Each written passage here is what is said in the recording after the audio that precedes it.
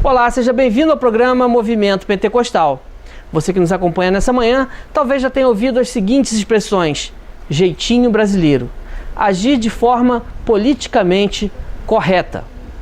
Bem, essas são expressões cotidianas, mas que por trás delas trazem grandes problemas sociais. Eu vou conversar agora com o pastor Douglas Batista. Ele é do Conselho de Educação e Cultura da CGADB e ele é estudioso da ética. Pastor Douglas, muito obrigado por aceitar o nosso convite e estar conosco nessa manhã aqui na Mega Store CPAD no centro do Rio de Janeiro. A alegria é minha, satisfação muito grande em participar desse programa e também agradecer pela oportunidade. Pastor Douglas, por que a ética é muito importante nesse momento em que o Brasil vive? Bem, a ética cristã, ela é a responsável pela conduta padrão ou pela conduta ideal que todo cristão deve ser ou ser conduzido ou adotar na sua vida diária. Por que a ética, nos tempos de hoje, está tão relegada a um segundo plano? Bem, nós estamos vivendo desde o século XX e agora mais intensamente no século XXI, um ataque contra a cultura judaico-cristã, uma tentativa de desconstruir os valores cristãos por meio das novas ideologias materialistas que estão fazendo parte da nossa sociedade contemporânea. E hoje nós sentimos de perto esses ataques, porque há uma tentativa, como já disse, de desconstruir todos os valores que a sociedade ocidental principalmente recebeu através da cultura cristã. A ética ela é fundamental para a subsistência de uma sociedade.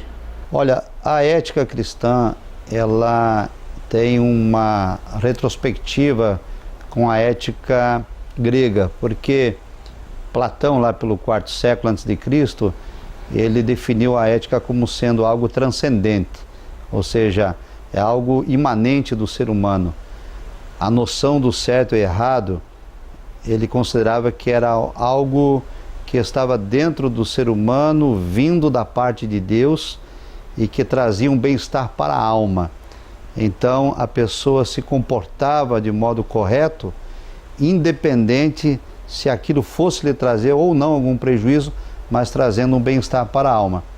Mas Aristóteles vai discordar dele e vai dizer que a ética seria imanente ou utilitária, que depende do bem-estar da pessoa em relação à cultura que está inserida, de maneira a noção do certo ou do errado vai depender daquilo que pode me prejudicar ou beneficiar. Então a ética cristã, ela se remonta a Platão, conforme Agostinho também no livro Cidade de Deus vai escrever.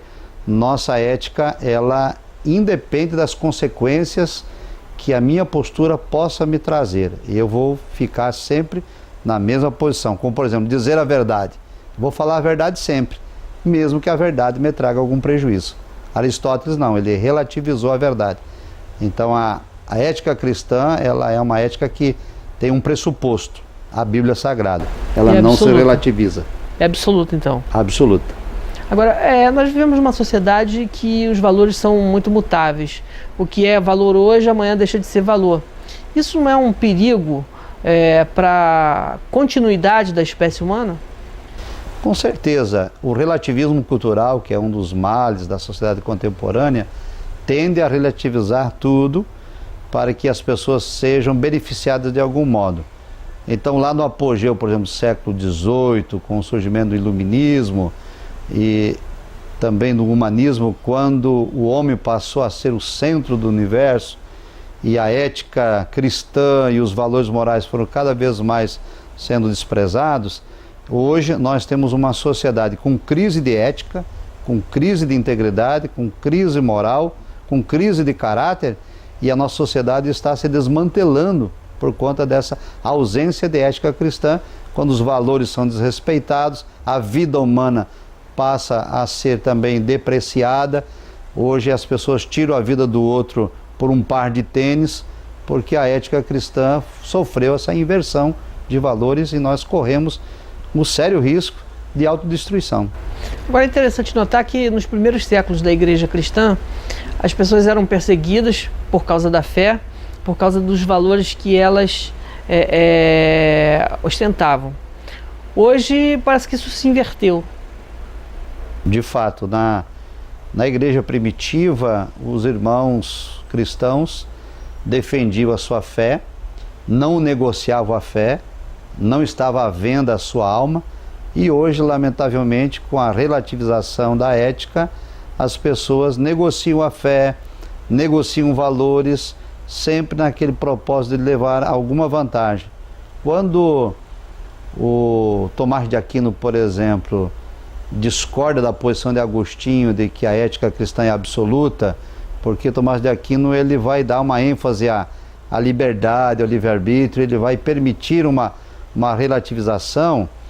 A nossa igreja, a igreja cristã, entrou num período, principalmente na Idade Média, com esse pensamento. E é só com a Reforma Protestante, 1517, que a ética cristã de Agostinho e também de Platão vai ser retomada como sendo absoluta. Hoje, nós temos na sociedade, então, a restauração protestante, buscando essa ética cristã, e a sociedade não cristã, que relativiza. E, lamentavelmente, grupos cristãos que ainda não entenderam que a posição do cristão é de verdade absoluta. Pastor, então nós estamos chegando ao final mesmo dessa entrevista. Eu queria que o senhor deixasse uma mensagem para aquela pessoa que está acompanhando o movimento pentecostal do dia de hoje.